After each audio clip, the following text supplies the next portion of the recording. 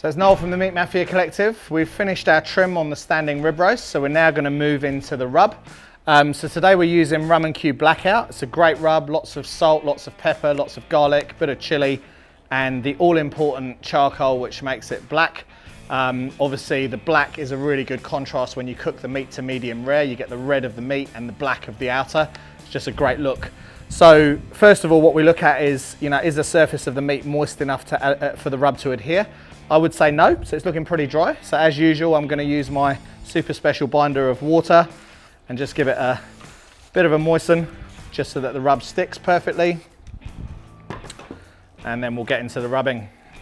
So again, with your rubs, it's all about putting that directly onto protein and then pushing that in so you get the maximum flavor going into the meat and you don't lose too much to the board. So we're going to push that in. As usual, you use the overspill for the end, so I'm just going to roll that on there to pick up that excess rub, and then I'm going to flip that over and you can see that we've got that rub on there. It's not too even, so we're just going to touch that side up again.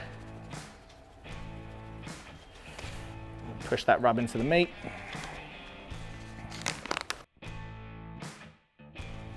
So again, always pushing your rub into the meat. Wait for that moisture to rise to the surface. And again, when you pick it up, you lose minimal rub. So that's what you want. You want it all to stick on the meat. So we're going to just do the sides now again. We want this whole thing covered.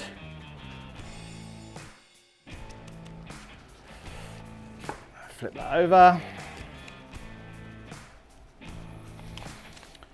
And the final part that needs rubbing, which a lot of people forget, is this meat edge which sort of hugs the ribs here. So a lot of people forget to rub that, but again, that's quite important. That's part of the protein, so we want to get as much of this rub in between the bones in those intercostal muscles and on this leading edge of this standing rib roast.